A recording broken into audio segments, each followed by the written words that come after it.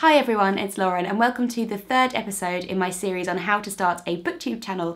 I will leave a link to the series in the corner here and in the description box below where you can find videos on the entire process from getting your ideas, scheduling, planning, editing, uploading and getting involved in the Booktube community. Today's video is going to be about talking in front of a camera, and it's going to encompass both how to talk in front of a camera, just in general, and secondly, more specifically, how to talk about books, which is a question I get asked all the time. How do you summarise books? How do you explain them in a video? So hopefully we're going to get to the crux of that today. So starting with the tips I have for just talking in general on camera and creating a YouTube video, I really wish there was like a playbook that I could hand you which would give you tips on how to be on YouTube and how to talk in front of a camera.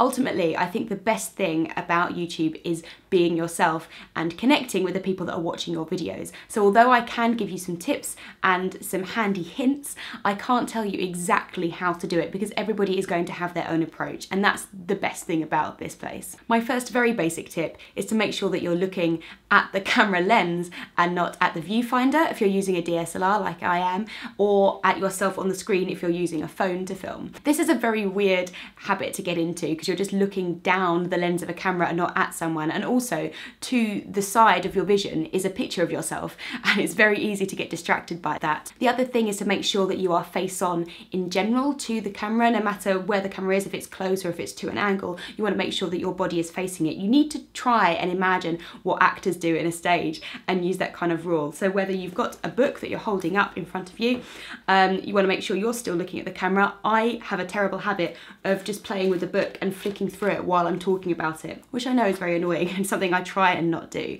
Similarly, if you're doing a collab with someone, you want to make sure that although it's very natural for you to turn and speak to someone like this, that's not the angle that's going to be best for your video. You need to perhaps angle yourself, keep yourself facing forward, and if you're talking to someone, make sure that your whole face is still kind of visible. It does feel quite fake and quite performance-y at first, but you do get used to it eventually. And my third general tip for speaking to the camera is to make sure you slow down your speech. I really struggle with this because I try to be as much of my unfiltered self as I possibly can be on camera, and I talk very fast and I trip over my words because that's what I'm like as a person, and I definitely try to slow my speech down. Doing this not only means that you are more likely to be understood by your viewers, it also makes you less likely to stumble over your words because you've got a better idea of where your sentence is going before you start speaking, and you are less likely to indulge in facial and vocal tics, which I will speak about in a minute. So the summary of my very basic talking to camera tips are basically: 1, make sure you're looking at the camera; 2, make sure that your face is always visible and that you are, as much as you possibly can be, face on to the camera; and 3, slow yourself down. Just make it slightly slower than you would if you were talking to somebody in real life. Other than that, it's your channel, so you be yourself, or be whoever you want to be on a camera. You can be as polished as you like, you can be as flappy as I am. It's all completely fine because you need to find your own style. Unfortunately, that's only really going to come with practice, and you can't really know what kind of YouTuber or booktuber you're going to be until you actually sit down and start speaking to a camera. The other thing you can't really know before you start filming is what you're like in front of a camera, because very few of us know what we're like to actually talk to. And if you want to get a bit of self-awareness, believe me, editing yourself every week after you filmed yourself is a very interesting way to getting to know yourself as a person from a different angle. I know apparently that what I do in between speaking is lick my lips and make a tutting sound. So I apparently go like this in between my sentences. Who knew? Everybody else did, obviously, but just not me. I haven't got rid of that tic completely. I edit it out a lot, but knowing that I do that has allowed me to, when I'm slowing myself down and being a little bit more self-aware during my videos, it does allow me to stop doing that. Something which I haven't stopped doing, and I know that I need to work on that, is moving my hands so much. Because of the framing of this lens, my hands are below the screen.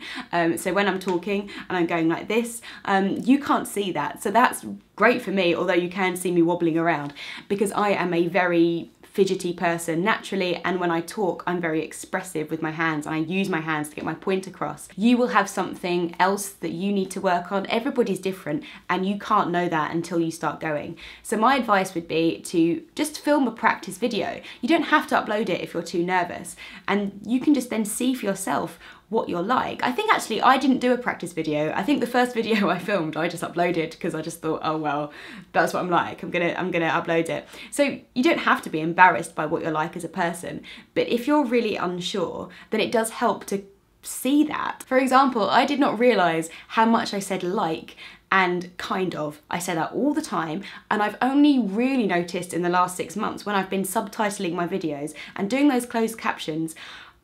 It makes me realise how annoying I am and how much I say those phrases. So until you really start picking it apart, you're not going to know what you need to work on. Now I'm going to explain how I go about talking about books and how I review books online, and then I'm going to give you some examples of lots of different booktubers who have very different approaches but are equally successful in their own way. The way I review books is that I'm very focused on the reader's experience. So the way I would explain it to someone is explaining what it will be like for them reading, what to expect from the writing and how the story will take them along. So for example, if I was going to review The Handmaid's Tale by Margaret Atwood, I might say, this is a tale of a dystopian, not too distant future. The book is from Offred's point of view, who's a woman who is a handmaid in this new society. We don't know her real name, and the way the plot unfolds is a mixture between her present situation and flashbacks to her pre-dystopian life. So it's sort of multi-situational, and we cross different time periods before we work out what has been going on in this novel. If someone else were to review this book, they might really focus on the writing style.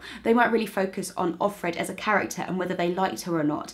Other people might pick apart the themes and the layers and what this book is trying to say. There's so many different ways of reviewing a book, and really I think the only advice I can give is, what knowledge would you like to know going into a book? Having read it, what would you tell yourself before you're about to read it? I did used to write down bullet points for what I wanted to say in a book review before I filmed a video, and just put down everything that I thought, because otherwise I thought I might forget something. Now I just talk off the cuff because I'm very used to doing that, and I don't script my videos at all. What I normally do actually is sit down and say my whole video through once, just to a camera that's off, so that I get an idea in my head where I want to go with the narrative of that video and just gather my thoughts basically.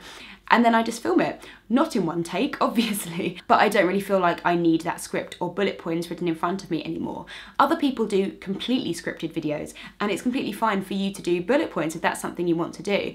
I find it works very well when you're doing educational videos. So if I do my videos on Shakespeare, I definitely make a lot of notes before I film those. Someone like Rowan, for example, Rowan Ellis, she does a lot of very academic leaning videos, and I know that she scripts her entire video. So different styles work for different people. To give you some other ideas if you don't watch these booktubers already, on the other end of the spectrum is Lauren from Lauren and the Books. Lauren is probably the most herself person on YouTube that I think I've ever seen. She's very, very good at just speaking in one take almost and not stumbling over her words, or if she does, it's fine and she carries on. She's just bubbling, full of personality, and you can feel it through the screen. And I doubt that she scripts. I know that she used to write notes about books. I'm not sure that she does that anymore, but I know she definitely did when I first started watching her. Somebody else that I really enjoy with a very different style is David at the Poptimist.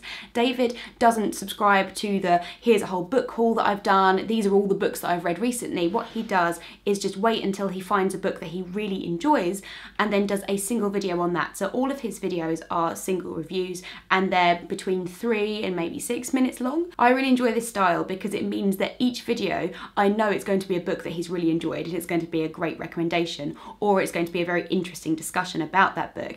He's very calm and measured in his videos, and then he juxtaposes this with funny memes and pictures and GIFs in the corner of his video, which I really, really enjoy it, and I find that very funny. And then the third person who is also very different is Anna James at A Case for Books. Now, she rarely is in her videos herself. She often does stop motion videos with the books, and because she's worked as a freelance journalist, she has this way of describing books which is very much like a tagline, like something you would see on the back of the book, or if you were trying to promote it in a magazine. She's got that knack of explaining books in that way, which is very different again to how I would explain a book. And her her videos are absolutely beautiful. So there really is a booktuber for everybody, and you can do whatever style you want to do. I'm not going to stop saying it. There's no right way to do it. All of us come to books with very different backgrounds. Some people are writers themselves, some people work in publishing, some people just read as a hobby, and because of that, everybody's going to have a very different approach to reading, enjoying books, and also a different way of describing them to other people. What I find quite interesting is that I watch such a wide range of booktubers and YouTubers, all of whom are very different to me, and I don't necessarily feel pressured to be like them in my videos. You can appreciate that someone's very loud and very funny and then know that that's not you, or that someone's very quiet and softly spoken, and equally know that your hands are too crazy to be that kind of booktuber. So don't worry about trying to emulate anyone specifically. And again, this is why I can't really give very tailored advice, because you are going to be a very different type of booktuber to I am probably, and that's perfect. Everyone needs to be going on their own path. So I really hope that this is helpful. My next video in this series is going to be on editing. Please leave any other questions that you have about the YouTube/booktube process, or any other behind the scenes questions that you may have that I haven't answered in this video, and I will see you next time. Bye.